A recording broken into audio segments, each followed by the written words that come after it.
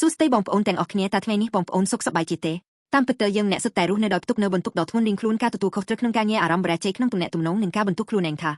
ប្រសិនបើការនោះខ្ញុំធ្វើបានល្អជាងនេះបន្តិចជួនកាលយើងប្រហែលជាកំពុងរិះនៅក្រោមការវាយនឹងលំពាត់ដែលមើលមិនឃើញជារៀងរាល់ថ្ងៃរាងកាយនៅទីនេះប៉ុន្តែចិត្តបានធ្លាក់ក្នុងស្ថានភាពអស់កម្លាំងចិត្ត burnout ហើយរបួសផ្លូវចិត្ត trauma ពីអតីតកាលតែងតែលេចឡើងមកធ្វើបាបយើងរាល់ពេលនោះយើងតែងតែប្រាថ្នាយ៉ាងខ្លាំងថាតើមាននរណាម្នាក់អាចជួយលើកបន្ទុកនេះជំនួសខ្ញុំបានទេឥឡូវនេះមានដំណឹងដ៏អស្ចារ្យថាព្រះអង្គដែលនឹងលើកបន្ទុកគំនូសយើងដែលយើងធ្លាប់ប្រាថ្នាចង់បាននោះបានលេចមកហើយប៉ុន្តែទ្រង់ត្រូវរបួសដោយព្រោះអំពើចម្លងរបស់យើងគឺដោយសារស្នាមរំពាត់នៅអង្គទ្រង់បានជាយើងរាល់គ្នាបានជាសះស្បើយហើយព្រះយេហូវ៉ាបានដាក់ទោសនៃយើងទាំងអស់គ្នាទៅលើទ្រង់វិញ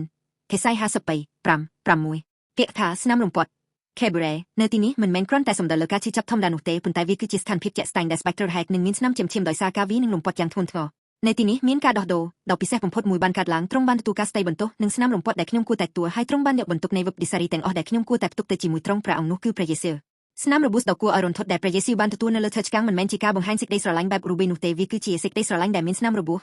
ដែលទ្រង់បានចារលើរូបកាយទ្រង់ផ្ទាល់ដើម្បីគ្រប់ដណ្ដប់លើស្នាមជាផ្លូវចិត្តនិងស្នាមរបួសនៃជីវិតដែលលាក់ជ្រៅក្នុងចិត្តរបស់បងប្អូនជាទីស្រឡាញ់ឲ្យឥឡូវនេះសូមប្រគល់បន្ទុករបស់បងប្អូនទៅព្រះយេស៊ូវចុះមូលហេតុតែមួយគត់ដែលព្រះយេស៊ូវរងទុក្ខនៅលើឈើឆ្កាងគឺដើម្បីកុំឲ្យជីវិតរបស់បងប្អូនស្ថិតក្នុងវដ្តដ៏អាក្រក់នៃវិបត្តិសារីនិងការឈឺចាប់ទៀតឡើយព្រះយេស៊ូវមានបន្ទូលថា